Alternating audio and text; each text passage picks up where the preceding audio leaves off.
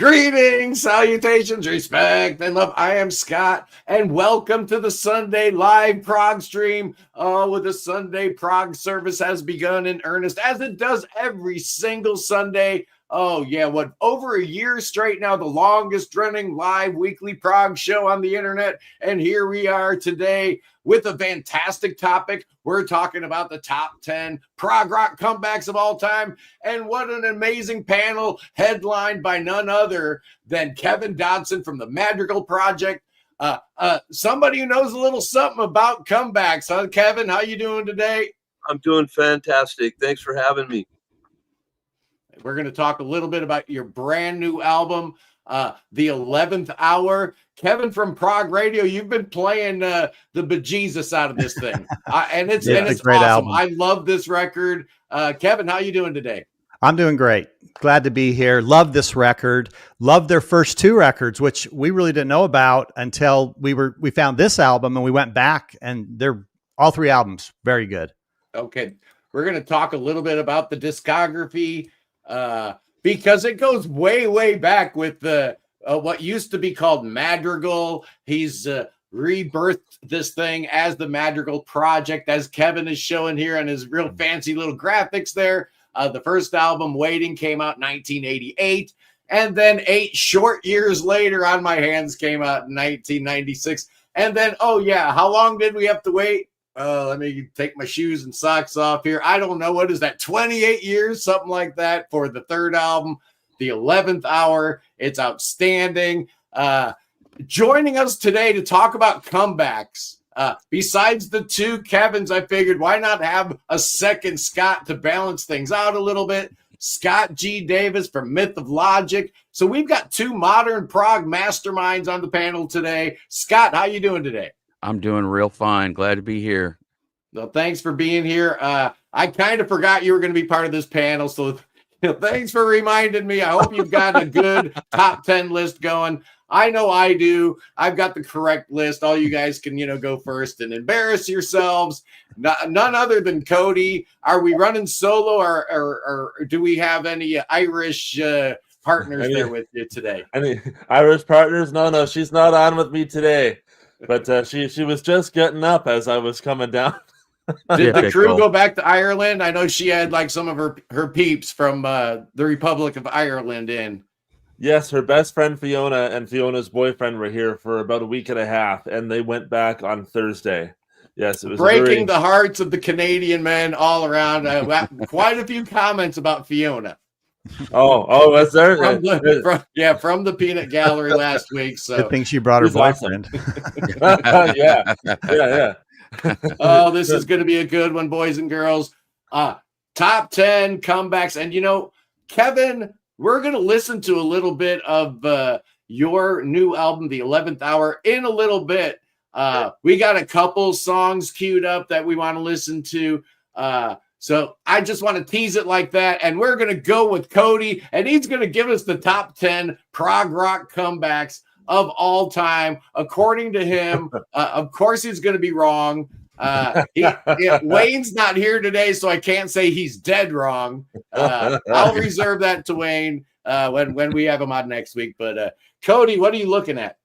Well, I'm going to say that I've got 11 albums here. I'm going to go through them really fast. 2 of them are not necessarily prog, but the rest of them absolutely make up for it. I'm going to start off with, look, I've been kind of obsessed with this. It just came out a few weeks ago. Mr. Kevin Carmody and I were talking about this album last night. It's the new Opeth record. I saw them live a couple weeks ago, actually more like 2 months ago now. I can't believe that. But, and they were kind of doing like a promotional thing just to kind of get people hyped up for the record. And I already was. I really like this record. It's a comeback in many ways. Of course, it's been 5 years since In Cauda Venenum came out. And of course, some people have noticed that they brought back the growls on this record. And so that would be a long time. Yeah. I noticed they were there. But, it's... I find with them, I like the way that they do the growls and totally understand that it's not for everyone. That's totally respectable.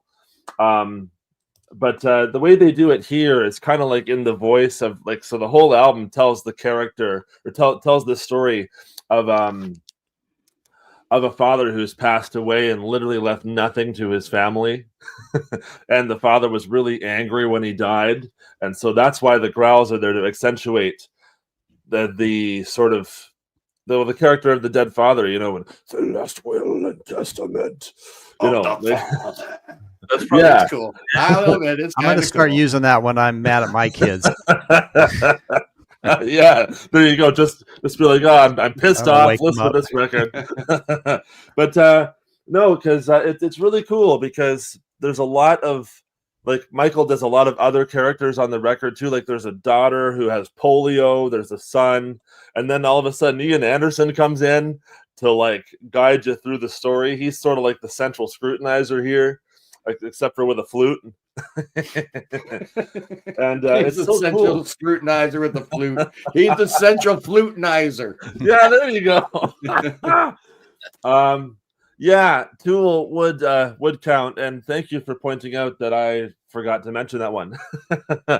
I can't believe I forgot to mention that one because Fear Inoculum is one of my favorite albums. That's our good buddy Morris Gotro. I pronounced your name right. I saw them live twice on that Fear Inoculum tour, and it was amazing each time. But yeah, so my first choice is the new Opeth. I love this record, but I love all the Opeth records, even going back to the 90s. Everything I've heard of theirs I liked. Yeah, I love it very much. Next up. And not to interrupt you, Cody, but Scott McRae, you're absolutely right. I was amazing on SOT last night. You are correct. Yes, I was. That was a good show. Haven't absorbed that one yet. Scott McRae is my Ontarian amigo. He just lives like 25 minutes up the street from me. He found out about my store because of the Prog Corner. There you go. Which is so cool. There you go. Bringing people together. That's what we do in the Prog Corner, Kevin Dodson. That's what we do. You'll learn. We're schooling you up today how this thing works. Just wait till we tell the people to buy your product, to buy your vinyl. We're going to let them listen to a song off your new album, and then we're going to hit them hardcore with the hardcore sales pitch. In the meantime, we're going to soft sell them, do the little soft shoe with Cody talking about, comeback albums, get everybody feeling good about some albums they know and love. Opeth, absolutely a comeback. It's comeback for the Cookie Monster. I like both sides, and one of the things that's really great about the band is that there's kind of something for everyone. So if you like the growls, there's that, and if you don't like the growls, there's the past 4 albums. Like there's so much there that's and it's all you can tell that it's all done with the arts in mind, right? And another record that's done that way is one of my favorite albums of this year as well, is Big Big Train, The Likes of Us. So it's the first one with him since David Longdon passed away, R.I.P. And it's definitely a comeback, considering that it had been a couple years since the last one, and obviously the singer passed away, and they brought him in for this, and I think this thing is absolutely fantastic. Kevin from Prog Radio, I remember when this record came out, and I played Beneath the Masts on Prog Radio on my show. And Tara was still in Ireland at the time, and she was listening, and she listened to the whole piece. And she goes, at the end of it, she's messaging me. She goes, "That has just totally brought a tear to my eye. Thank you for playing that." And this is just a fantastic record all the way through. I mean, Light Left in the Day, right down to the last 11. Fantastic. So good. Here's a band that I'm kind of new to, in a sense. What are we doing? Are we doing honorable mention still, Cody? What are you doing? I've gone for 11. I don't have any honorable mentions. All right. I'm sorry. I was confused. That's okay. I'm confused all the time. So, Marillion, Season's End. Yeah. I debated whether this was a comeback or not because the band never really went away, but it was a comeback in the sense that they would be reinventing their sound as they always do. Of course, this time with Steve Hogarth in the band. The first time they had a new singer, and so it's definitely a comeback of sorts because it doesn't really sound like the previous Marillion records. Maybe you could compare it to Clutching at Straws, but not really. I love this record anyway. Season's End, so good. Easter, the guitar solo on that.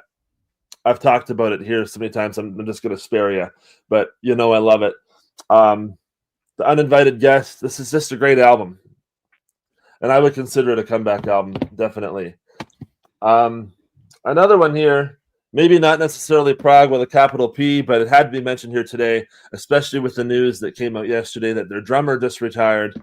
Going back to 2000 is Iron Maiden with Brave New World. I love this record. Love it. I don't love Prog. Stop it. It's Prog, man. It's plenty Prog. I agree with you. I mean, the thin line between love and hate, there's a segment in that distinctly reminds me of Yes.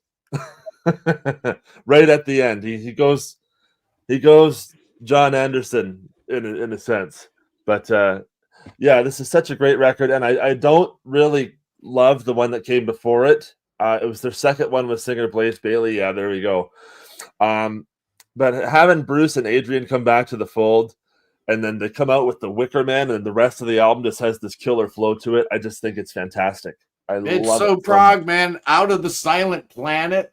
Oh, and then thin line between love and hate. That's Prog. Straight up. Agree with you totally. And so is A Matter of Life and Death, but that's not really a comeback. This is the comeback here. Okay, this one's for Jeff Shilka, 90125, 1983. Yes, I love this record, and yes, have so many comeback albums. This is the original one. This is the original one. Would John Anderson's True be considered a comeback? Probably. I love this record so much, and of course, this is them really honing in on the new decade, on the new era. Of course, they got Trevor Rabin, and Tony Kaye is back now, even though Trevor Rabin does so much of the keyboards. And I love this record. The production is so good. And this is just Yes coming back for a new decade. While it's still very much Yes, it's like a new sound for the band. And there's no like, it's very distinct as to who it is. You hear it and you go, oh, okay. That's Yes. And going back to 1994. Now, this band put out a record in 1987. That could be considered a comeback record, but with all the lawsuits and stuff that were happening at the time, half the guys weren't playing on the record. Tony Levin was the main bassist on it. Nick Mason would kind of come back for the album photo. That would be a matter of a momentary lapse of reason. So the proper full-on Pink Floyd comeback has to be the Division Bell from 1994. Because it's just a very, very good record. It's sort of a calmer record, but it's very groovy, and the songs are really good. And you get this feeling like it's just a very introspective record, as to it kind of looks back on everything that they had done before, kind of like looking back with a smile. That's what I get from the whole concept of this album, the whole way it was put together. And it's just coming to grips with everything that happened with, Roger Waters and the previous, 20 years of history with them, and just going forward. And unfortunately, going forward meant this was the last album, but, but this is a really great way to send off the band's career, I think, because I love this record so much. And a definite comeback, but it was a one-off. Yeah. Now, we're gonna go thrash metal with this next one. Sweet. But I feel like it's very proggy, so hear me out. This band put out a record called The Black Album in 1991. Big record, sold millions. Then they put out 2 records back to back, Load and Reload. What about Endless River? Not a big fan. Not horrible, just not a big fan. And this band put out Load and Reload in 96 and 97, and great stuff. They put out Saint Anger in 2003. Okay, not a lot of people love that record. I have a soft spot for it. But then they come back banging with this epic thing, Death Magnetic, Metallica, 2008. Of course, it's very much in touch with the thrash metal side of the band, but I can't deny that there's a lot of proggy moments on this thing. I mean, you got Cyanide, you got Suicide and Redemption, which is a 10-minute instrumental epic. My Apocalypse, All Nightmare Long, fantastic record. It is so good. It's produced by Rick Rubin. Some people don't like the production on it, but I just think the whole record is really just banging. I love it, love it, love it. So good. Well, you're making me want to revisit it. I haven't listened to that in years. It's a fantastic album. The songs are so good, and the songs are all, you know, fairly long, like upwards of 5-6 minutes, and the longest is, well, Suicide and Redemption at 9.5, right? It has a very proggy approach, like think the way And Justice for All does. Like, Scott, you got to go listen to Cyanide. I remember liking it. You know, I remember thinking it was better than, you know, the last couple before it, but it didn't blow me away. So I'm looking forward to listening to that again, because both you and Morris are saying that I need to give it another crack. So that's how it works around here. Yeah, it is very prog. It's thrash metal prog, totally. All right, what else you got? I got Steve Hackett, Wolflight. Now, you could have said Beyond the Shrouded Horizon. You could have said Out of the Tunnel's Mouth. But I chose this one because this is when he had sort of taken a couple years off from the studio. Like Shrouded Horizon was 2011. And then there was a couple of years where he was focusing solely on the Genesis Revisited 2 idea with the big extensive Genesis Revisited tour and the 2 album. And then he came back really swinging in 2015 for a full-on brand new solo album with this thing. It is such a good album. And this was kind of my introduction to his solo works here. This would be around the time I was really starting to get into Genesis and him putting this out. My dad bought me the record, and I was just blown away by it. I think it's a fantastic record. And he's been on a roll since. Like every 2 years, you got a new Steve Hackett album coming after this. That's a good call. Yeah, I think it's a great album. And, you know, it's very much like listening to a movie with all the cinematic stuff going on. This is so fantastic. Next up is from 2023. We have waited over 20 years for this record. Over 20 years. It'll be 21 years at this point. I'm thankful that I got to see him on this tour. Peter Gabriel, I.O. I think this record is lovely. The songs are just amazing. It was worth the 20 years of a wait. I just don't want to wait 20 more for another one. But I've talked pretty extensively about this record. And so, again, I'll spare you the time, but I just love it so much. I.O. from 2023. Okay, Don't give us any ideas, Zeb. I got 2 more. We'll go through them quick. Going back to 1992, at this point, Black Sabbath had gone through a lot of lineup changes. You know, they had the Ozzy years and then the 2 Dio albums and then the Tony Martin stuff and Ian Gillan and all that for about 10 years in the 80s there. They came back with the Mob Rules record and made one really promising record and then never made a record. Well, they did Heaven and Hell much, much later on. But I'm going for Dehumanizer from 1992. Absolute banger of a record. This one, I mean, I can already feel my speakers vibrating just holding the CD in my hand, you know.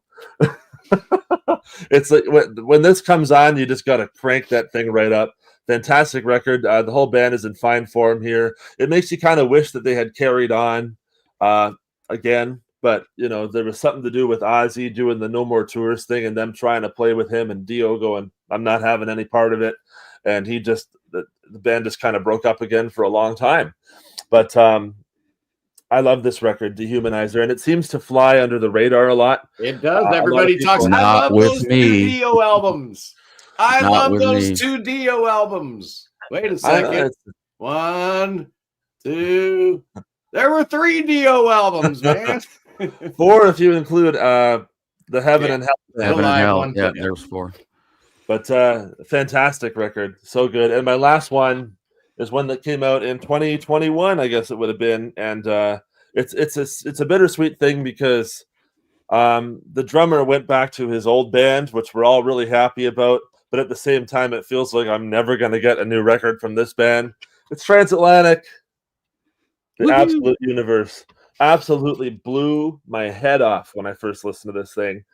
And it started a real thing where I would go back and listen to all the other Transatlantic albums and just be like, wow, blown away. Simpty. I was just listening to The Whirlwind the other night and By the way, Kevin, I love how much of The Whirlwind we're hearing on the Wizard's Forest.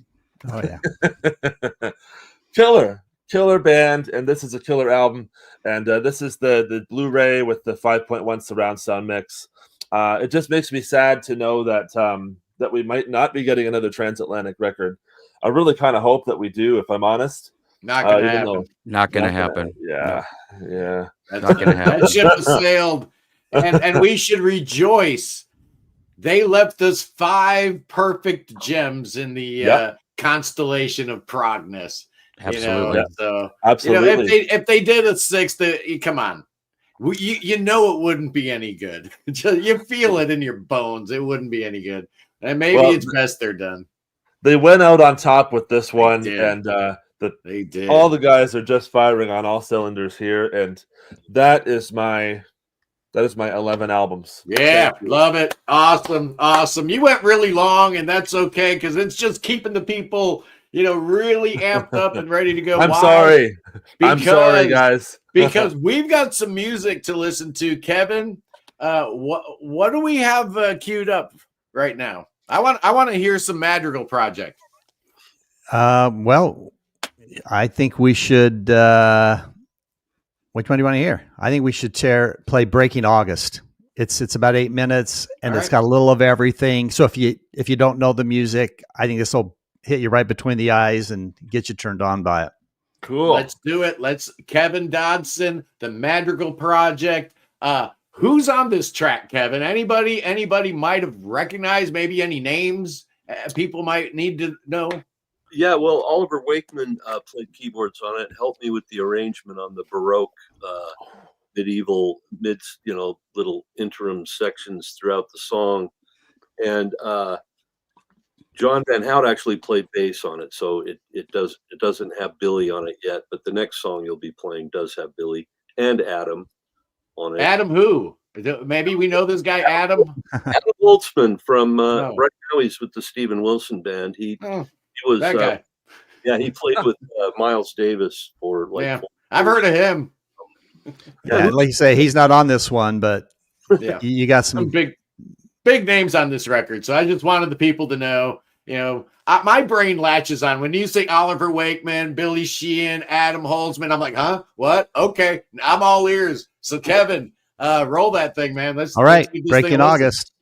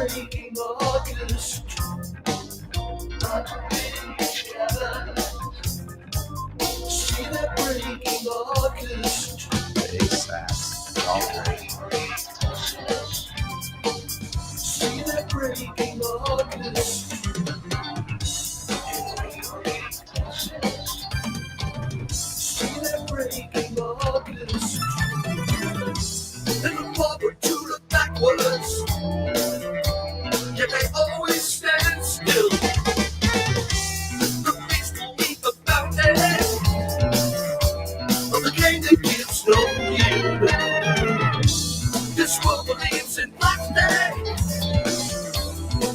quality might not be perfect with the stream, but the album sounds amazing. Yeah, I've been hearing it kind of go in and out.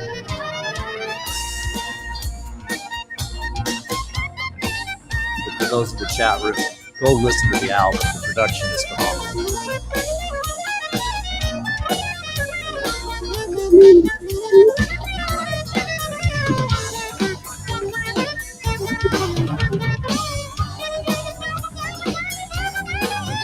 The volume's going up and down. I don't know why.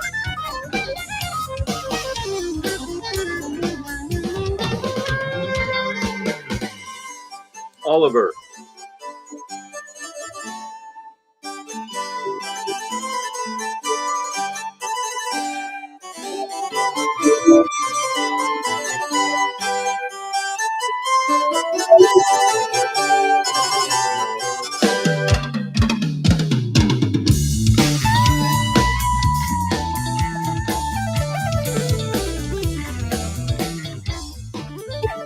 Why is it doing that? Are you hearing it? It sounds good on my end. We bumped the volume.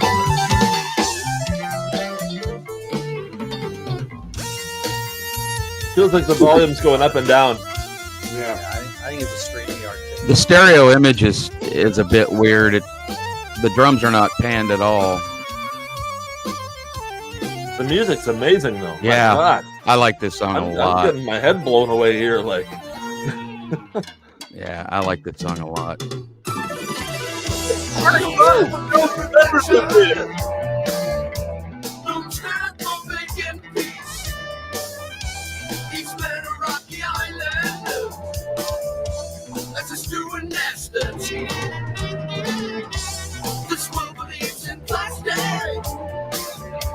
I will lick the wounds of hate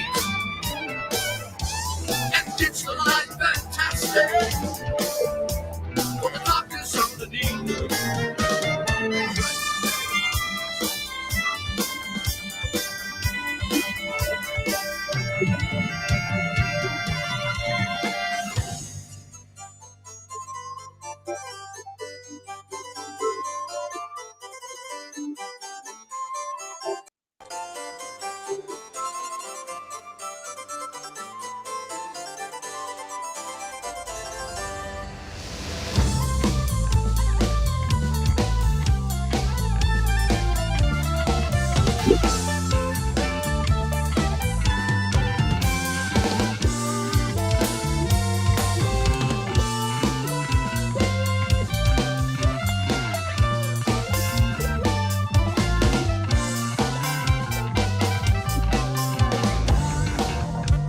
Wake up your angels, get up and pack your things. It's time we meet Omega. He'll tell us what to bring.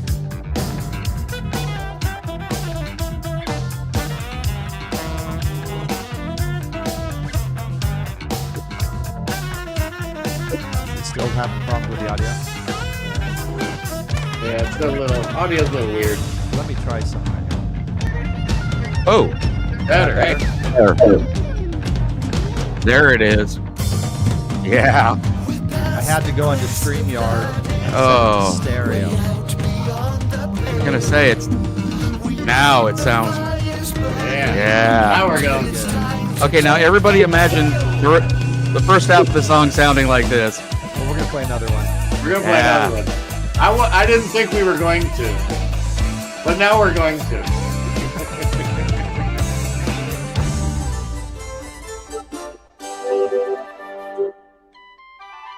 I wrote a piece after I got back from England, and he knew how to interpret that so well. I mean, he really knew how to take that and improve upon it, you know.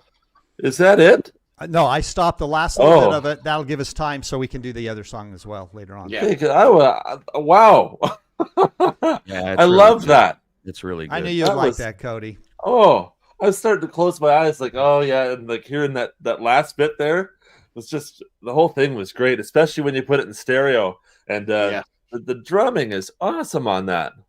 The thing Yeah, I like very, about the very album cool. overall is that you can identify the individual influences clearly, but there's something else that's not the influences. And that's what I appreciate about a well-crafted record, is that you can trace the lineage, but the final product stands on its own feet, which is really cool. Good job, Indeed. Kevin. Glad we Yeah, got absolutely. Glad we got those audio issues worked out, but while we're on the subject of comebacks, Scott, what do you got cooking for us? I know you got a top 10. Yeah, I do. Comebacks, and Myth of Logic is not allowed to be one of the 10. Well, let's see. I got a couple of these are what I'd like to call prog adjacent, and the criteria I used was either a length of time between records or the loss of a major member of that band. That was the two things. So, at number, my honorable mention is Nick Kershaw, who you guys may or may not know. He sang on the Lamia with Steve Hackett for the live Genesis thing. Yep. Early in he's always had proggy inclinations. If you've never heard his early 80s work, it's very of the time, but it's got some progressive elements about it. He put an album out called The Works in the 80s, and then 9 years elapsed before his next album, 15 Minutes, which is, as all of his later period records, a work of absolute genius if you're a songwriter. Just very well put together. So anyway, at number 10, Steely Dan, Two Against Nature. Yeah. 20 years since Gaucho, and they come back with Two Against Nature. And I did a show earlier this week with Tom Curlis that'll be coming out later, where we tried to decide which was better, Asia or Gaucho, and you'll have to tune in to see which that is. But Two Against Nature, I would argue with just about anybody, the later period Steely Dan records are awesome and on a par with all of their other stuff, but they're really more Donald Fagen records than they are Steely Dan, but they're genius. At number 9, I've got Toto with Tambu. Yeah. This was their first record without Jeff Porcaro, which was a crushing blow, not just to the band, but to the industry as a whole, in my opinion. One of the greatest drummers to ever grab a pair of sticks. 3 years after Kingdom of Desire, they put out a record called Tambu, which is awesome. If you don't know it, go find it. At number 8, one of my very favorite bands. Got into this band back in the 80s, a band called It Bites. And they did a number of absolutely fantastic records with Francis Dunnery playing guitar and doing lead vocals. If you don't know about It Bites, go seek them out. Any It Bites is great. After 18 years, they put out a record called Eat Me in St. Louis back in the late 80s. That was their last album. Then 18 years later, they bring on our friend John Mitchell, who's played with everybody and who I love dearly, great player and singer, and then did a genius album called The Tall Ships. And it's just absolutely stunning in its complexity and progginess, and just, I love it. I absolutely love that. At number 7, I've got Rush with Vapor Trails. And I put this on here. Yeah, Toto is prog. Get over it. Yeah, later Toto, absolutely. Rush with Vapor Trails. It was 6 years since Test for Echo. At that point in life, we figured Rush was over. They were supposed to be done, right? They were supposed to be done, and miraculously out of nowhere, Neil picks up the sticks again. No, you shouldn't. Shut up, Zeb. But Toto is We prog. love you, Zeb. By the way, any stream with Zeb lurking in the peanut gallery, instantly better. Yes, sir. I agree with that. Didn't mean to seem so crass, but there you go. I'm trying to move this along. So Vapor Trails at number 7. For me at number 6, Genesis, Trick of the Tail. It was only 2 years since The Lamb Lies Down on Broadway, but nobody thought Genesis was going to make another great record, and they made one of their best records after that one, in my opinion. Trick of the Tail has got everything going for it. It's a band that was probably at no other time in their career really trying to prove to the world who was in the engine room of that ship. And they did it flawlessly and wonderfully, and I love Trick of the Tail. Not my favorite Genesis record, but it's certainly top 3. It's just right up there. Yeah. At number 6, I have Frost, another John Mitchell appearance with the album Falling Satellites, which is my I love the new Frost record. It took me a while to digest the whole thing, but I absolutely love it. It's classic Frost. But Falling Satellites, it had been 8 years since Experiments in Mass Appeal, and we Frost fans were beginning to think there wasn't going to be any more, and that's kind of, what Jem was sort of digging at. Yeah, that album right there. Love it. Falling Satellites is my favorite Frost album. I love it. The songwriting is beautiful. It's perfectly structured and produced, and I love everything Frost. At number 4, I have Kansas, and I could have picked several points in their career. Yeah, they've come back from all sorts of places. I picked the Prelude. Is he picking Power? Is he picking Freaks of Nature? Or is he picking the Prelude Implicit? Which comeback album is he going with? All of those were at one time on this list. I started out with Power because I love that album, and the band was sort of written off at that point. They were sort of an anachronism and not cool or anything, and they came back with an absolutely you're going with the other one, the reunion then. No, Prelude Implicit. Oh, okay. Prelude Implicit. It had been 16 years since Somewhere to Elsewhere, which is in itself a genius comeback. Yeah, because I forgot from Somewhere to Elsewhere, the reunion album. They had 4 albums you could have picked. Exactly. I went with the Prelude Implicit only because it was such a long period. It was 16 years since their last record. Through that last period of Steve Walsh being in the band, he had no interest in doing a new album and put his foot down constantly. And after he left the band, one of the first things they did was they started making new records, and they are flawless. The last 2 Kansas records are among their best work, I feel, on a par with the first 6. I love them. So the Prelude Implicit, that would be my number 4. Yeah, I'm a Ronnie Platt guy. Yeah, that guy can sing whatever he wants to sing. It sounds amazing. He's no copycat. He doesn't really sound like Steve Walsh. He sounds like Ronnie Platt, and he sounds really good. And I would argue with anyone who would claim that the current Kansas band is illegitimate. Wrong. These are a collection of absolutely stellar, well-studied, educated musicians who love this music, and they are delivering it at its highest level. Will Kansas make another album? Of course. They got Tom Brislin in the band. They got Zach back in the band. Yep. And happening. Joe Dennison. Don't sleep on Kansas, man. Dennison. I love Joe. Joe plays those violin parts exactly as written. He clearly loves that music, and it's such a joy. At number 3, I could have selected a couple of different ones for this band, but at number 3, I've got Yes with Drama. What you have to remember about that particular time period is that there was no internet. There was no direct main line to information about what was going on with the band. None of us knew that John Anderson had left when we first heard Tempest Fugit on the radio. So Yes, Drama. It had only been 2 years since Tormato, and a lot happened.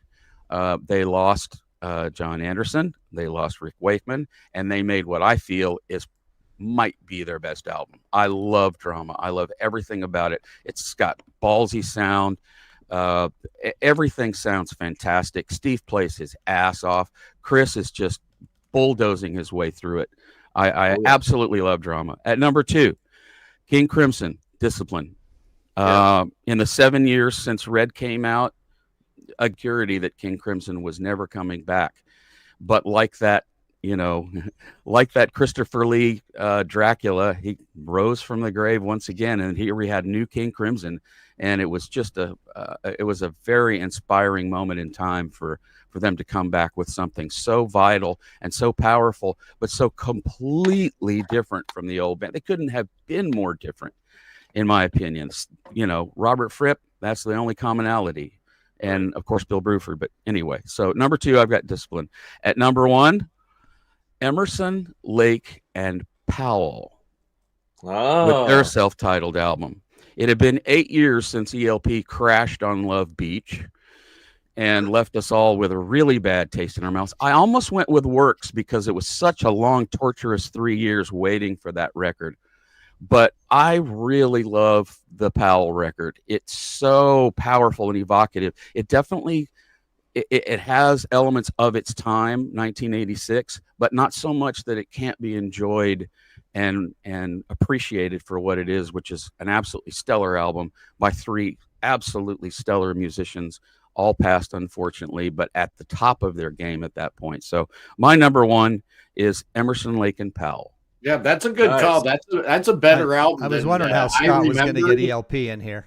I went back and listened to that a couple years ago for the first time in years, and I was literally blown away because Greg Lake was still singing really, really good. Oh yeah, and don't shed a tear that Carl's not there. That other dude with the last name Powell. that starts with the P, he did just fine. That's a really, really good top 10 there, Scott. People have been talking about John Anderson's True in the comments here. And that's absolutely a comeback. But if you look at some of these Yes guys, Rick Wakeman's The Red Planet, that was a good comeback, right? How about Trevor Rabin's Rio? Oh. So we got some good comebacks here. So it's an excellent time to be a Yes fan, Kevin. It's also an excellent time to be a Madrigal Project fan. I figure we got the audio sorted out. I'm ready to hear a little more music, Kevin. What do you say? What are we going to listen to next? We're ready. Well, why don't you introduce it, Kevin? This is your favorite song from the track. Yeah, this is the favorite track from the album. Yeah, this song called Something of It, and I think it kind of, encapsulates an awful lot of the different, as Scott Davis was saying, the influences that I've had over the years. And, it touches on my love of Genesis and Gentle Giant and Peter Hamill, Von der Graaf Generator. Yeah. Hitting all the buttons. Which is going to be one of my choices of a comeback, and we'll talk about that in a moment. Yes, indeed. I think that, it's also a song that features all 3 of the guests. It's got Oliver Wakeman on it. It's got Adam Holtzman and Billy Sherwood playing bass on it. Cool. And so I thought it was a good one to play for that from that standpoint. So, absolutely.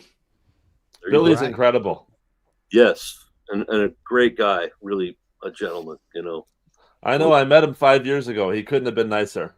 He was awesome. He's so approachable. I met him on the Cruise to the Edge. In fact, when I was turned on to the possibility of him playing on the record, I was told to approach him on the boat, and I was like a little nervous. Okay, why not? I think I said something to him like, I really love your work on both sides of the glass. The scrambled eggs this morning, Billy. Would you like to play on my album? Hey, can I eat? Didn't he play on a Project Gemini album even? Actually, I saw him eating in the cafeteria and went up to him and said, "Are you going to finish that?" Anyway, he's a really nice guy. All of them have been more than generous, and there was one criticism leveled that I think somewhere along the line somebody said, well, anybody can get these guys to play on their record if they, pay the money, whatever. But the truth is they don't play anybody's record. That's not true. No, that is absolutely not true. Absolutely. Anyway, I think it's one of my favorite because it's one of the newer ones I wrote, because what happened was we weren't originally going to do a double album. And I kind of, I had these guys playing on all these songs of mine. And all of a sudden one day I looked down and I went, guys, we have too much material for a single album. Right? We had a big meeting about what are we going to keep? What are we going to, and there was nothing that we could leave on the table in my opinion. So we decided to do the double album, but I was left with about 16 minutes short on the album, which is why I wrote the 27 minutes worth of Something of It when it started out. That's my moniker. Everybody calls me the guy that writes long songs. But that evil prog rocker, man. This is gonna be awesome. Kevin, how long is this song we're gonna listen to? Get people prepared. 11 minutes 41 seconds, almost 12 11 minutes 41 seconds. But the so audio if you need to get a little beverage or something, that's fine. Crank the volume up. Kevin, let's go. Let's get into this.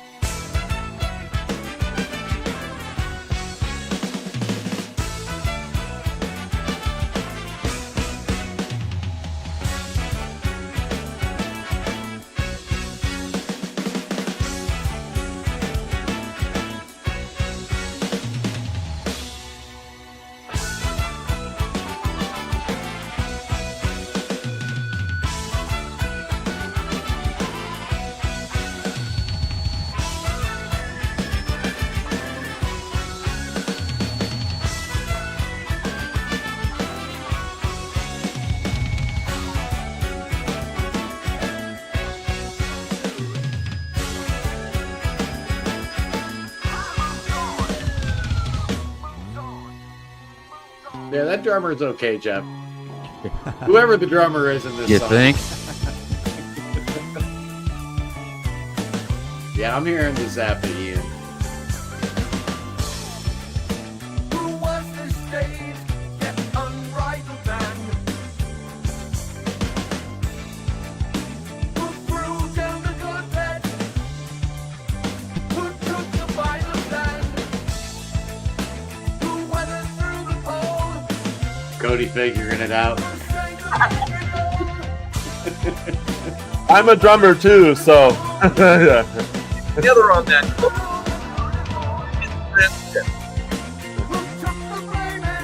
I can't hear you.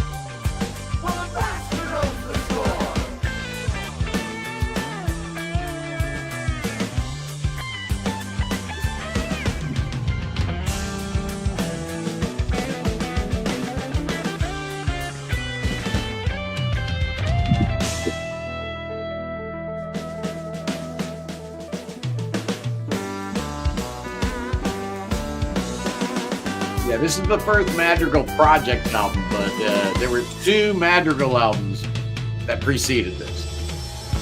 I needed to write something, so I wrote about it. I needed to say something, so I spoke about it.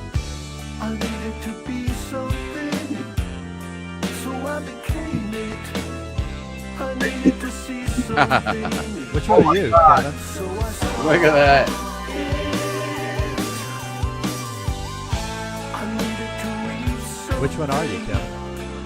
So I read about it. I needed to go somewhere. So I left here. I needed to find something. You know, I think I found it. I needed to love something. So I love you.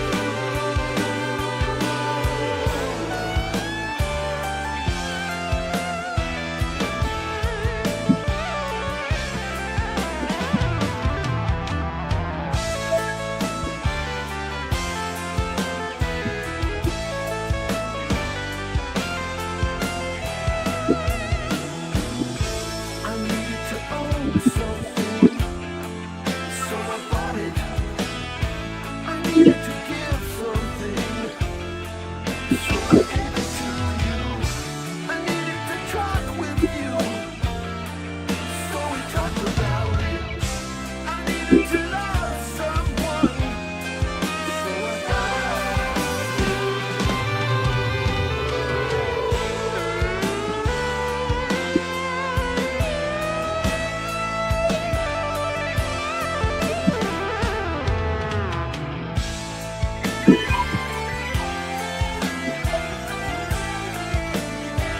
What about the album cover too? Pretty amazing. That artwork is really cool. Can you guys hear me? Yes. Kinda.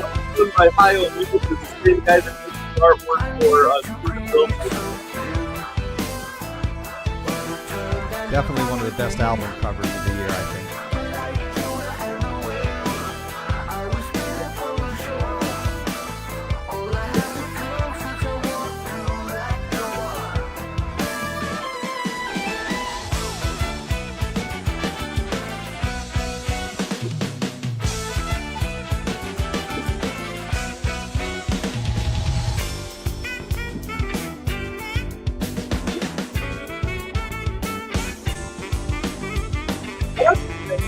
Excellent. Jazz, right? Excellent horn work all over this stuff. Absolutely Much wants so well recorded. Very powerful. to get the album at thenaturalproject.com. So either Bandcamp or Burning Shed if you're in the UK. And I know you're in the UK, Peter. And I'm going to shut up or Ian will get mad. What I wrote, no one read, and what I spoke, couldn't say. What I wasn't war, and all I saw was an open door. And what I loved, took my soul to the core. So what I wrote, spoke, became this song. And love, so be the truth that I needed from above.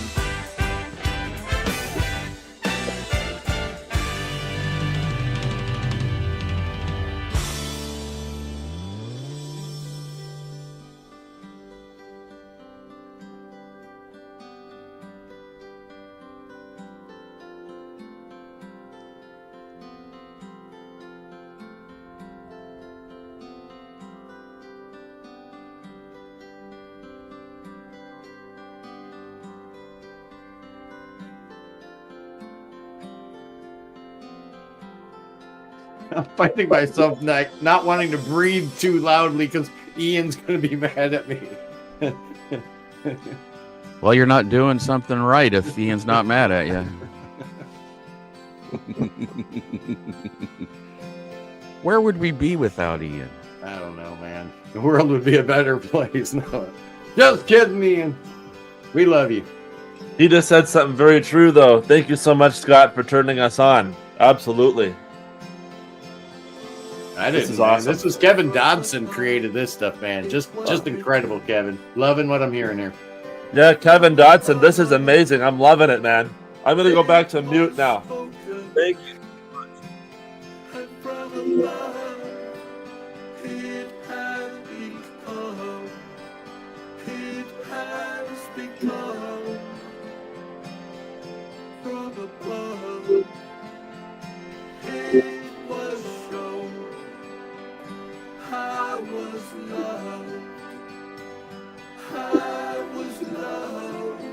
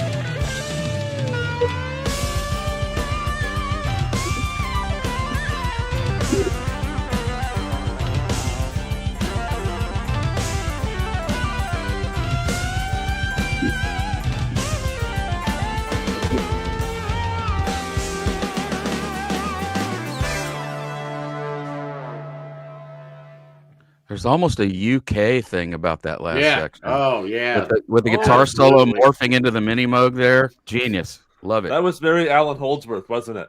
Yeah. Big Yeah. time. I had a lot of influence from UK. When that first UK album came out, to me, that was a groundbreaking album. I mean, up to that time, Prog was kind of losing some footing a little bit, and then that album came out, and I was still in Madrigal playing live at that time, and we all woodshed it. Yeah. It was like, whoo, okay. Unbelievable. That track had a lot of people moving, a lot of people That was really awesome. enjoying it. So while we're on the subject, the Kevin Dodson Madrigal / the Madrigal Project, we might as well get his top 10 list out of the way. The top 10 prog rock comebacks of all time, according to you, sir. What do you got for us? Okay, well, I'm going to be breaking protocol a little bit here because I didn't think to actually grab the records that I'm. That's fine. You know what? That'll make things go faster anyway, and my wife will love you even more. She's outside the door like, okay, let's see. I give him an hour to do this soul live thing. Now go ahead. There's also a couple of repeats, from both Scott and Cody, but that's probably to be expected. I think one of the first ones for me is Von der Graaf Generator, and they actually have two. Yeah, are we going with God Bluff or Present? Both of them. God Bluff was after the band got done with Pawn Hearts, they went on tour, and that tour basically broke them up, and then in that interim time of 4 years, Peter Hamill wrote 67, solo albums. I'm kidding. He's prolific. He writes a lot of music. But when they came back with God Bluff, a lot of people weren't expecting them to reform. So I thought that was a good example. And then, of course, obviously, you go from, the Quiet Zone of the Pleasure Dome in 1977, and then all the way up to 2005 for Present. And that was totally unexpected. And then also to do a tour behind it. Yeah. And, there's all kinds of clips on YouTube of them. And they just were amazing. They're one of my favorite bands. I'm a lyric guy, and I really love lyrics. And Peter Hamill, to me, is, one of the most prolific prog artists, because he's got about 750 albums out, and but also his lyric writing. It's always the bar for me. If I start to write a lyric, I think, either him or Peter Gabriel. They're kind of my two. And I'm also going to break protocol a little bit, because a couple of these would fit more in the jazz fusion realm. But the next one that I have on my list is Return to Forever. They did their last album, Music Magic, in 1981.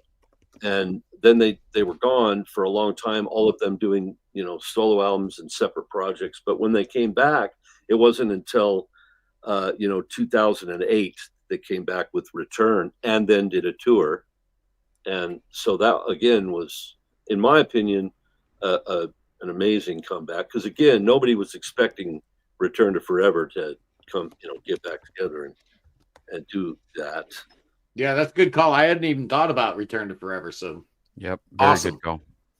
And then, mine aren't in any real specific order, like number 10 to number 1. There are no rules. Do whatever you want, man. This is your show. We got Kevin Dodson from the Madrigal Project.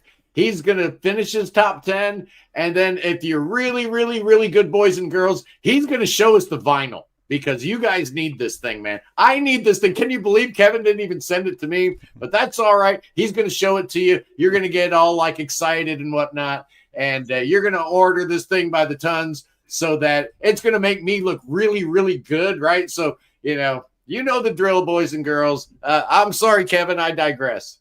Oh, that's okay.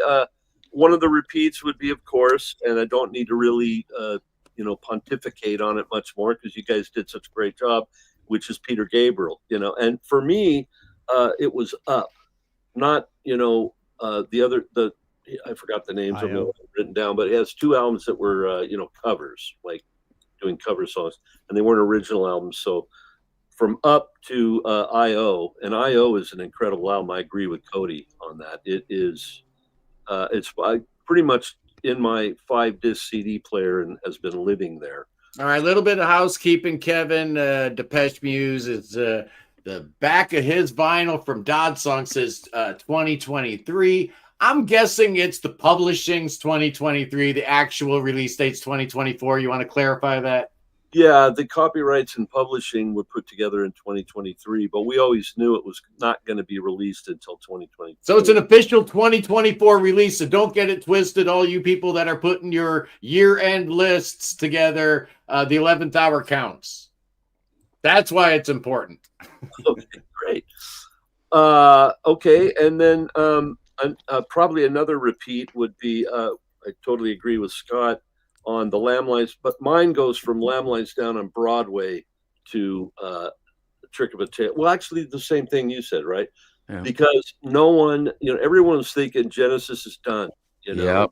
Gabriel, what do we have? They didn't think. No one ever thought that Peter, Phil would come forward and do such an amazing job. And like you, Scott, that's one of my favorite Genesis albums. It's not my top favorite, but it's one of my favorites.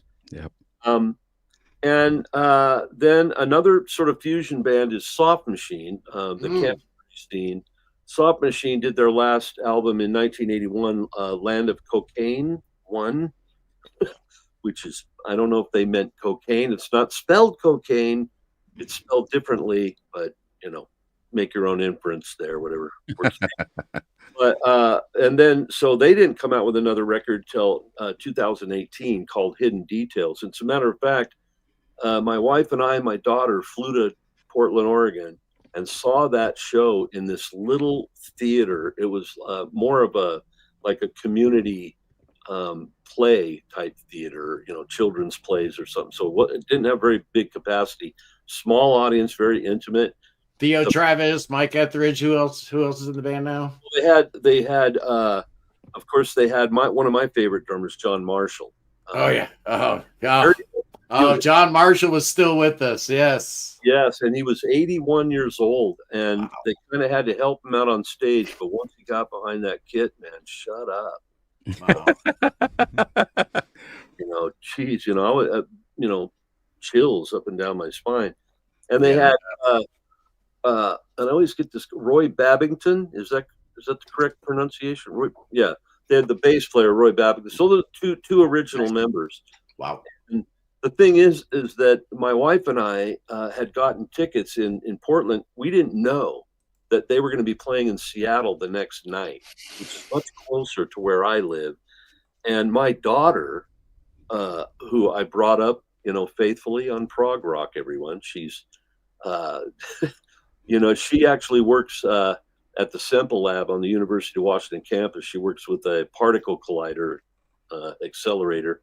She's a research scientist, engineer. So she's a big old dummy, is what I'm hearing. Yeah, she's pretty down the food chain on that. Yeah. Anyway, she decided to go to both concerts in Seattle. She's a huge Soft Machine fan. My daughter is a Soft Machine, and she loves Soft Machine 3, and then she loves everything. But anyway, so that kind of takes care of that. Another one would be, I think that the Moody Blues. They put out Seven Sojourn in 1972, and that was the last one, as I understand it, with Mike Pinder, right? Some of you Prog. No, there was one more. There was one more? Okay. Yeah, there was Octave. Well, Octave, actually, what I found, I went on Wikipedia, and it says on Octave that was Patrick Moraz's. That is Moraz, yeah. Octave is Moraz. Yeah, I think it was Patrick Moraz's first record. Yeah. With Octave. Either way, it was a long run, 6 years before they came out with another record. So to me, that was a comeback. Here's one out of kind of left field, Griffin. Ooh, yeah. Gryphon, call him Griffin. Yeah, good call. Treason put out in 1997, and they actually have two records that were in the comeback vein. They came back with Reinvention in 2018. And then Get Out of My Father's Car in 2020. Yeah, those are both good records. Very good records. Yeah. Amazing records. And again, very surprising. No one would have expected, Griffin to come back. It was like, no, they're not going to come back, but they did. This one, for me, is an interesting one because it's not so much a record, but as a comeback, for me, Pink Floyd, The Final Cut, in 1983, and then when they did the Pink Floyd reunion in 2005 live, everyone's looking at me like, no, I would call that a comeback. Sure. That is Absolutely. Yeah. I hadn't thought about it. Yeah. You're right. Yeah. So that's kind of where I felt. Another one would be Camel. Did Stationary Traveler in 1984, and Andrew Latimer moved to the United States and put together his own studio and his own label and came out with Dust and Dreams, which is a fantastic concept album. Somebody was asking on the roll there when we were playing the songs if the album 11th Hour is a concept album. It's not. It's more of an autobiographical album. Pretty much every song is chronicling things in my life that I went through for both in the band and out. Anyway, that kind of does it for me. There was one more, which was, and this is more, not so much, that they went away, but it has more to do with, hits, the hits that they had. Yes had, roundabout in 1972, and then they didn't have another, huge national hit until 90125 when they put out Own of a Lonely Heart. So, yeah, another one of my favorite albums. So I think I went through that pretty quickly, and I hope I did it right. That Great was awesome, man. You did Great it. list. You knocked it out of the park, even though, both you and Scott G. Davis, we're going to have to put you back in remedial school. The last album with Mike Pender was Octave. Seriously? Yeah. I I just looked it up. maybe it's because I didn't like that album. So Yeah, it's not as We don't good. count There's no that one. Mellotron. I wanted to blame it on Mraz. Yeah, no, Who I Mraz like. came up later, but we're going a little bit long here today, but that's okay because the numbers are holding strong. The people want us to talk about the prog rock on a Sunday. We're gonna give the people what they want. And Kevin from Prog Radio, I know you've got a list ready. I've got a list, but I'll be fast. I can talk quick. The first thing I want to say that was mentioned about Transatlantic. I want to Thank put it you, out. Jim, for Jim is just seconding me. Yes. Yep. You are correct, Jim. Sorry. And as a result, Jim, you get snakes. Jim gets the snakes. Oh, yeah, absolutely. Thank you, sir. So I just want to put it out in the universe, the whole transatlantic thing that we may never have a transatlantic. This is what we need to do. Roina out, of course. That's where some friction's at. We already have Ted Leonard as kind of the fifth member of Transatlantic. Bring in John Baghold for the songwriting half with Ted Leonard to replace Roina. And there you go. There's a comeback that I could get behind. It There would be you go. phenomenal. Mm. Make that happen. Okay. All right. We can now- make that happen. We have infinite power here, Kevin. John tell me Mitchell that will would do not it. be amazing. Yeah, they'll do anything. He'll get John Mitchell will do it. 2 albums, by the way, that he was on with It's Bite, which were amazing. That was a good catch on that one, Scott. yeah. Okay, here we go. Real quick with my top 10. My number 10, I'm going to actually do a whole bunch of albums that came out in this year. So I'll just put them up there. I won't go through There you them, go. but people can freeze frame it and they can look at it. There you go. Obviously, Look at that. the Look at Madrigal that. Project is on there. Look at Semiramis, 51 years. Flame Dream, 38 years. These all, Beardfish, of course. These were all this year, and just this year alone That's had awesome. some amazing stuff. Awesome. That's an awesome okay. graphic right there. So at number 9, you might have seen that, so you don't get to cheat. Think of this. Okay, so take all the Jethro Tull albums since Heavy Horses and all the Ian Anderson albums. That's 20 albums. Which album of those 20 albums does Prog Archives have the highest rated album? Good Any question. guesses?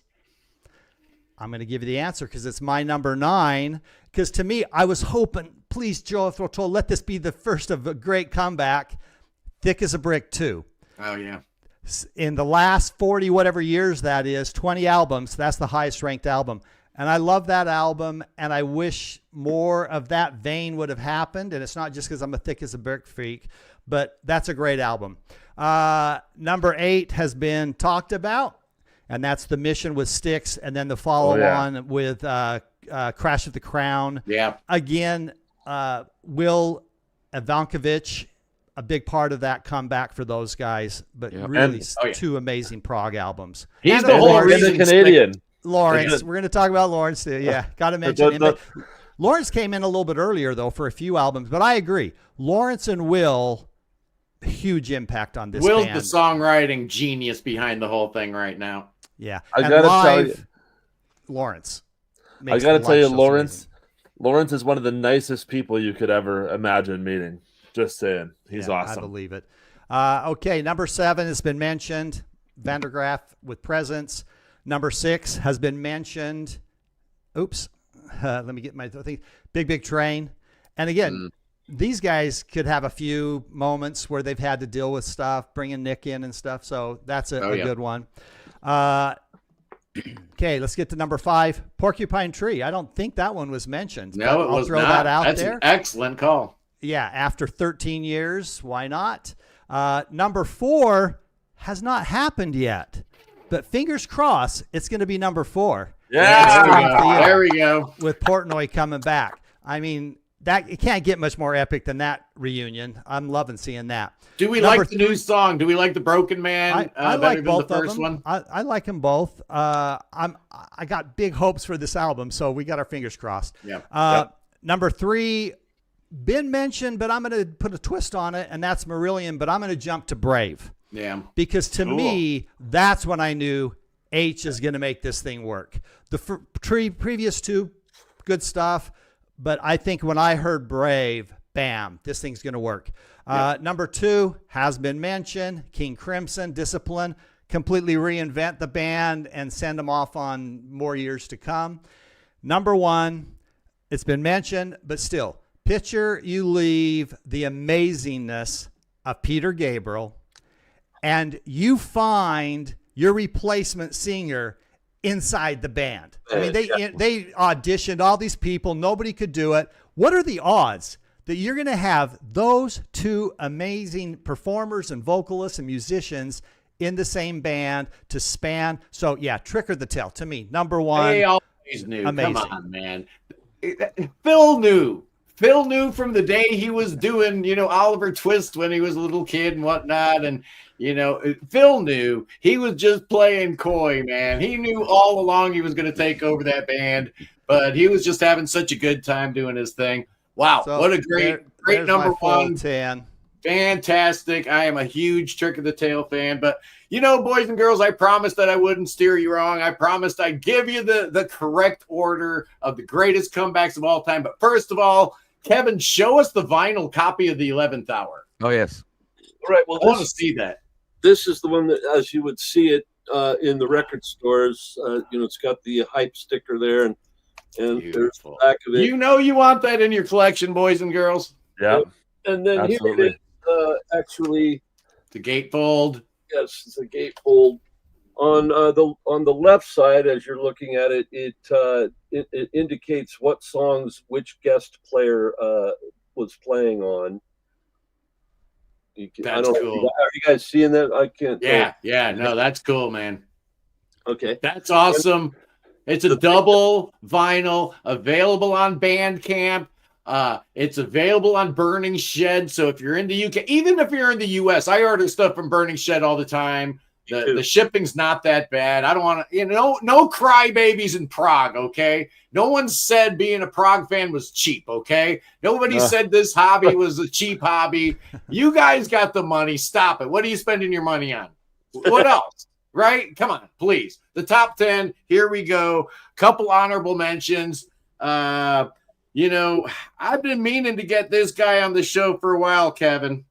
It's Celeste. We need to get Piero on the show one of these days, man.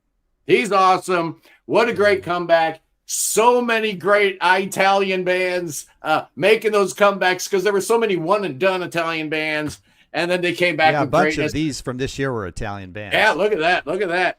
Here's another one. Somebody mentioned it in the comments. I couldn't agree more. It's Ice Age. Oh, yeah. Oh, yeah. Two fantastic albums back at the heyday of, the prog metal thing. Then what? They just totally disappear, come back with an absolute great, probably their best album, best of the 3. Absolutely love it. If you don't know them, imagine if Dennis DeYoung sang in Rush, right? Yeah, Maybe, I got kinda. that too. I don't know. Yeah. Here we go. Ice Age, Ian. The top 10, boys and girls. Some of these have been mentioned and are absolutely correct. Will Ivankovich, number 10. Absolute genius. Oh, I mean the band he's in sticks. Because I don't really care who else is in the band. The way this guy's writing songs right now, one of the greatest songwriters on earth right now. Right up there with John Baygold and Neil Morse. He is amazing. Number 9, Kevin, you got it. You hit the nail right on the head with Semiramis. 51 years later? Are you kidding me? And it's amazing. It's so good. I absolutely love it. Number 8, Octave was just absolutely terrible. What a horrible album. After those 7 great albums in a row, they put out an absolute stinker. Patrick Moraz was looking for a home. He found one. You know, Voyager. too bad they treated him about as good in the Moody Blues as they treated him in Yes, which means they treated him like garbage. Really sad, horrible story. Number 7, going back to Italy. It's Banco del Maturo Soccorso after the death of the great Giacomo, Francesco di Giacomo, however you pronounce the old lead singer's name. They find a new guy. Amazing. So good. This is Trans-Siberiana. They put out another one called Orlando. Both of those albums, great. The return of the great Banco. I lose my mind just thinking about how great it is. At number 6, Iron Maiden. Oh, yeah. You know, the 2 Blaze Bayley albums weren't bad. I mean, you had the Klansman, and you had some decent songs. Other Sign of the Cross. There was some good material, but man, we get Bruce back, we get Adrian back, and we get a 10 out of 10 Maiden album. All is right in the world, boys and girls. At number 5, it's Kansas. Oh, yeah. I'm a huge Ronnie Platt fan. I think he's amazing. Zach Rizvi, songwriting, amazing. And now we even get Tom Brislin and Joe Dennison in the band. There's no reason not to be super duper excited about the future of Kansas. I know I am. Number 4, boys and girls. I'm going with the Whirlwind. You know, this band was supposed to be dead after the first 2 albums, and Neil found God and all that kind of stuff. But he comes back, and he brings the band back finally. And what do you get? 78 minutes of prog perfection. That's what you get. At number 3, a band that had 2 great comebacks, 2005, The Present. And, well, let's go with the God Bluff. Let's just call it as it is. As good as Pawn Hearts is, I got a little secret for you, boys and girls. God Bluff is even better. It's even better. Oh, probably the best thing they ever did. Best thing Peter Hamill ever did. Pure genius, start to finish. Number 2, obviously, it's Discipline. You know, this band had a couple points that you could look at as comebacks, but this was the absolute comeback. King Crimson was dead. You know, they were supposed to call this band something else, and they've been dabbling, you know, League of Gentlemen stuff, this, that, and the other thing. And this is King Crimson. It just is. It absolutely is. And number 1, the greatest prog rock comeback of all time. Yeah, my favorite band of all time was Dead and Buried. There was no hope for it coming back, but these label execs, man, they were like sharks, right? All these guys at Atlantic, they were like trying to put together all these super groups because that UK didn't sell real good, but all that talent's out there. So let's try to put Bill Bruford and Rick Wakeman into a band. No, we're going to put Trevor Rabin into this band and do this, that, and the other thing. And then Asia was born, and that did real good. Yeah, this thing is the best, man.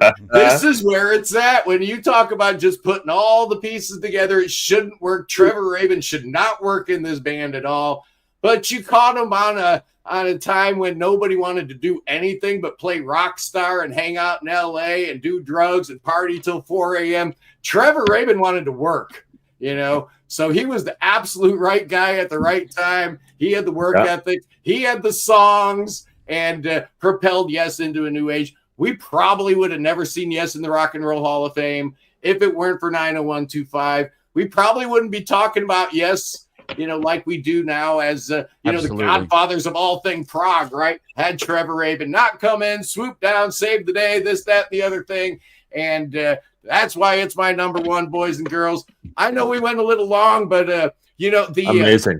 The numbers were great, and my absolute thanks to Kevin Dodson for coming on in here, sharing your thoughts, sharing your new music. Check out the new album. Kevin, your final thoughts, man.